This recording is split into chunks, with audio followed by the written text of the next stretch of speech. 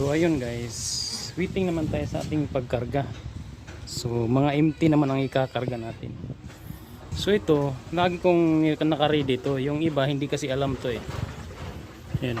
Pag ano lang, para easy ba, lalo na kung mataas ang inyong ano. Mayroon tayong kasama nito na yung tali laging naka-ready kung fix naman sa inyo yung trailer. Diba? Ayan o. So ito yung ikakarga natin, mga empty.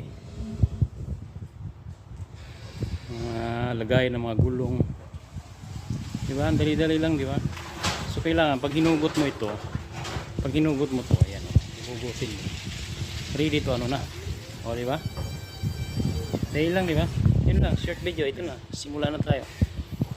Okay?